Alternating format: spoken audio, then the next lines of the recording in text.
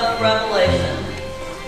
And this is the writer's understanding of what would happen towards the end of time. After this, I looked, and there was a great multitude that no one could count, from every nation, from all tribes and peoples and languages, standing before the throne and before the Lamb, robed in white, with palm branches in their hands.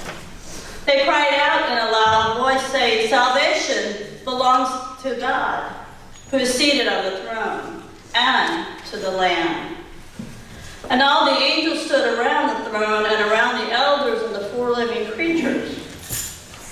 And they fell on their faces before the throne and worshiped God, singing, "Amen. Blessing and glory and wisdom and thanksgiving and honor and power and might be to our God forever and ever." Then one of the elders addressed me, saying, "Who are these robed in white? And where have they come from?" I said to him, "Sir, you are the one that knows." Then he said to me, "These are they who have come out of a great ordeal. They have washed their robes and made them white in the blood of the Lamb. For this reason, they are before the throne of God and worship God day and night within God's temple. And the one who is seated on the throne will shelter them. They will hunger no more and thirst no more. The sun will not strike them, nor any scorching heat. For the Lamb at the center of the throne will be their shepherd, and he will guide them to springs of water of life, and God will wipe away every tear from their eyes." And then a reading from the Gospel according to John. At that time, the festival of the dedication took place in Jerusalem. It was winter, and Jesus was walking in the temple, in the portico of Solomon. So the Jews gathered around him, and they said to him, "How long will you keep us in suspense? If you are the Messiah, tell us plainly." Jesus answered, "I have told you, and you do not believe. The works that I do in God's name testifies to who I am. But you do not believe because you do not belong to my sheep. My sheep hear my voice. I know them, and they follow me. I give them eternal life, and they will never perish. No one will snatch them out of my hand. What God has given me is greater than all else, and no one can snatch it out of God's hand. God and I are one." May God bless to us the reading and hearing of this holy word. Thanks be to God. May God empower the word in us.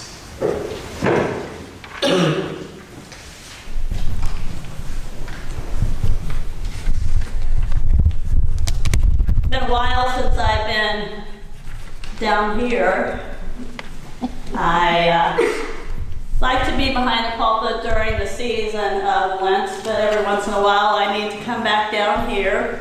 And as Clint reminded me, the mic picks me up better if I'm down here than up there. So these particular scriptures always show up in the rotation. I think I've shared with you that the scriptures rotate every 3 years. And so these scriptures show up every 3 years. And it could be on Mother's Day, it could be on another day. And what I like about them is because they remind us to take a look at kind of who we are and what our purpose is and where we came from. And but I have to have notes this morning because my brain lately has not been working like it used to. Of course, I have to tell myself, you are getting older, Paula. So sometimes it's hard to keep it all up here. I wanted to start out a little bit with kind of the book of Revelation, because this book is inviting us to take a look at not necessarily the end time, but that was the writer of this book was really talking about. And they thought about it, and they knew, or their understanding was the end time would happen in their lifetime. And so the writer is kind of reflecting on what's going to happen, as we are being martyred, because many of them are being martyred in the name of faith, and then what's going to happen. And what I like about this passage as it kind of moves us into this understanding of shepherd is that we get an opportunity to take a look at kind of this understanding of the great multitude. Because it says there was a great multitude who had surrounded and was praising God. And there was questions about, well, who is this multitude? And it says it is people from every nation. It is the diverse understanding that in the kingdom of God all people are welcome. And so as they're talking about this multitude, and then there's a reference to the lamb. And the lamb was the sacrificial animal in Jewish tradition.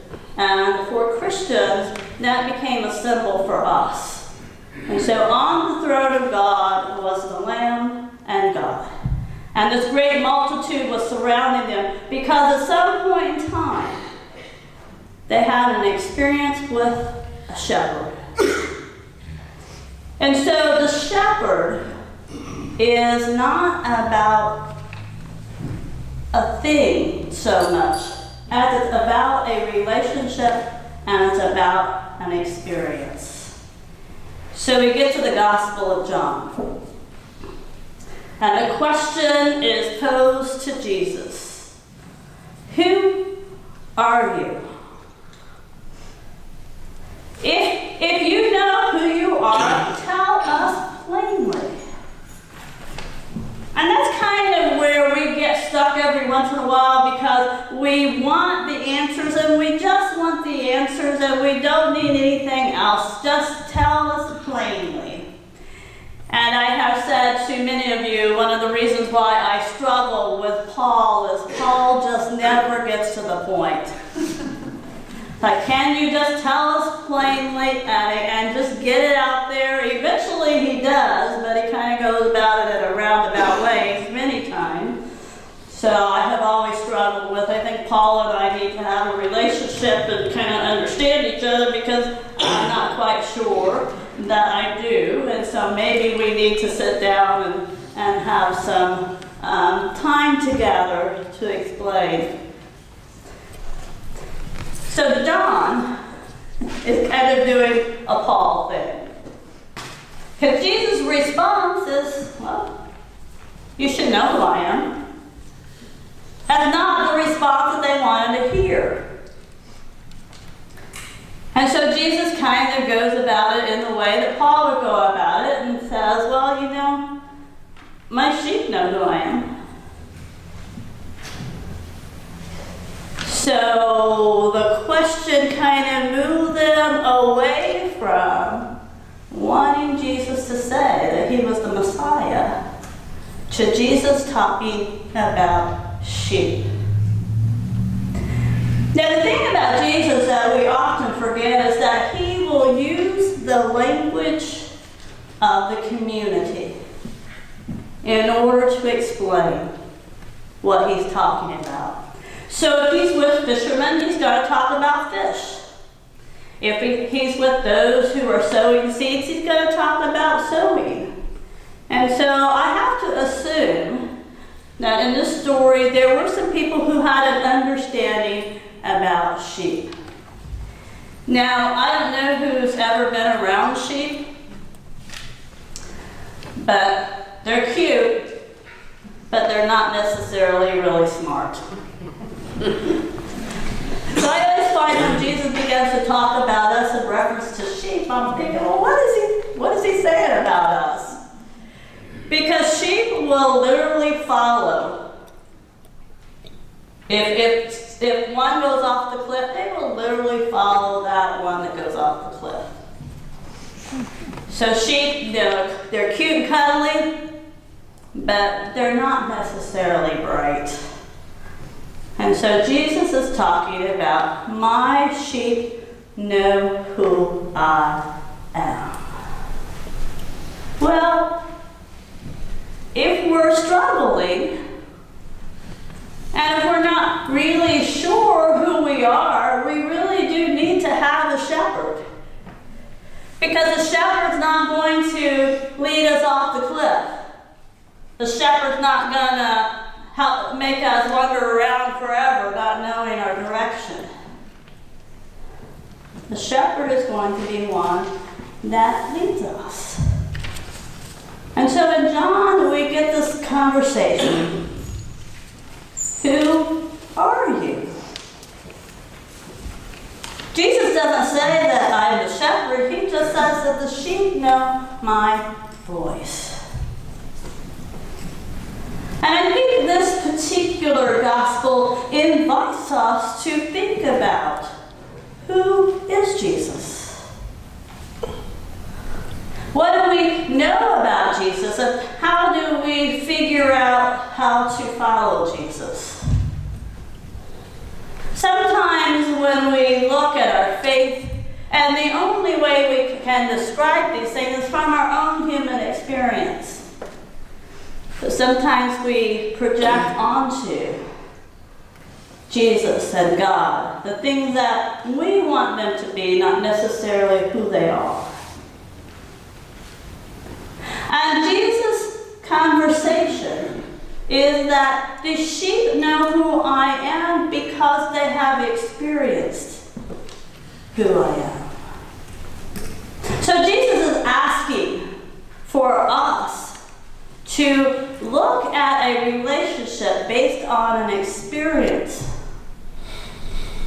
not deciding, I'm going to say this is who Jesus is. I'm going to experience who Jesus is.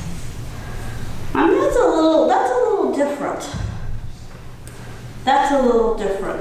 One time when I was teaching world religion, I had one of my students say to me, Professor, can you explain Christianity to me?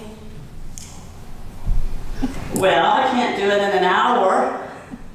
I can't do it in an entire semester. Because we have many different understandings of Christianity. And each and every one of you in here will have a different understanding. And your church will have a different understanding than the Baptist church or the Methodist church. A different perspective and how we see Christianity. And so no wonder in the time in which Jesus was teaching, people were struggling, because Jesus is not talking about a new religion. He's talking about a new way of being. A new way of being. And I know in my own life, sometimes there are days in which it feels like I don't have enough time to sit down and experience. And I realize that when I don't do that, my week does not go like I want it, or my day does not go what I want it to be. Because far too often we have made religion a thing and not an experience. And Jesus is saying in this gospel, they know me by my works. They know me by what I have done. Because they have experienced that while I was with them in their midst. Jesus is not asking to be the Messiah. But sometimes we force him to be what it is we need him to be. Jesus is saying, just be with me and experience what I do. So in order for us to know the shepherd in our stories, we have to take the time to experience the shepherd. And we know from Psalm 23, which is a beloved psalm that I probably was able to recite as a small child because that's one of the psalms that you learned in Sunday school. He makes us lie down in green pastures. He leads us to water. He restores our soul. Those are things that we experience when we allow ourselves to be wrapped in His love. And so, in order for us to be the sheep, we must first know the shepherd. And Jesus says, how do my sheep know? Because they know my voice. They hear their name being called. They know my voice. So when they hear my voice, they experience a relationship with me. So who is Jesus? I think that's a valid question for us to ask and to continue to contemplate. Who is Jesus? We make Jesus into an image, but the question is, who is Jesus? How do we know Jesus outside of having an experience? And it's really kind of hard to define Jesus because Jesus was engaged in the great multitude. He was engaged with many people in His journey. And they came and flocked to Him because they wanted to experience Jesus. They didn't know who He was, but they knew that if they could manage to get close to Him, they would experience who He is. Even if I touch the fringe of His garment, I know I will experience the great love and power that He has. So as we contemplate who is Jesus, then we also must think about, well, who are the sheep? Who are the sheep? The great multitude in Revelation can also be a reference to how do we come together and bring about diversity into kind of a community.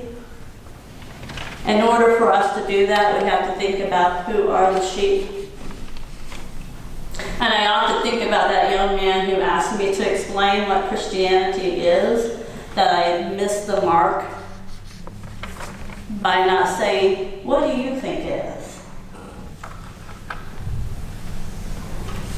Each and every one of us has a different need, a different hurt, a different sadness, a different joy. And so to assume sheep all fit into one category is a wrong assumption. Jesus doesn't say who the sheep are, He just says that they hear my voice and they know who I am. And so if the church is going to go out into the community and work on kind of a relationship with the community and work on growth, we have to begin to take a look at the fact that the sheep don't always look like us or think like us. But that doesn't mean that they're not the sheep. It just means that they might be different. One of the most fascinating things about the fact that God has created each and every one of us is that each and every one of us is different. we look different, and we think differently, and we come from different backgrounds, and it's like I grew up in a Jewish, Polish, Italian community, and trust me that there was a representative of every Jewish, Polish, Italian community. We can't just assume that if we grow up in this way, everybody's going to think that way, everybody's going to look that way, act that way. And Jesus is not trying to categorize the sheep. He's just asking them to experience a relationship. And so when we go out in the community, we have to recognize that the sheep may have different ideas. They may have different understandings. And it's not about conversion. It's about allowing the sheep to be who they are in their understanding and relationship. As you know, I have said to you many times that I'll talk to anybody at any point in time and any place. And I learn a lot about people when you allow them to be who they are. And I think I've shared with you, my friend Susan says, if you go anywhere with Paula for very long, you're going to eventually understand it's going to take a while. Because if she sees somebody, she said, I don't know what it is about you that people are willing to just kind of pour out their life story to you. Because I've watched you and you never really ask particular questions that kind of prompt that to happen. But I don't make a judgment. I just allow them to share what it is they want to share. Because how am I going to learn about the sheep if I don't listen to their story? We are traveling a different path. And we come to God in different ways. And our relationship with Jesus is personal. And we can't assume that everybody has the same experience. So as we look at these stories, as we contemplate this message, hear what Jesus says. Hear what the early teachers of the Hebrew Scripture say about God. He restores our soul. Even though we walk through the valley of shadows, even though we walk in times of trouble, in times of sadness, in times of grief, even though we walk through those difficult times, and He is with us, and He restores our soul. He doesn't ask us to figure out who He is. He asks us to allow Him to come to us in a way in which we sit down and experience. One of the things that you notice that I added to our service is let us pause for a moment as we listen to God. It's an opportunity for us to listen and to experience. Allow the conversation to come from somebody other than you.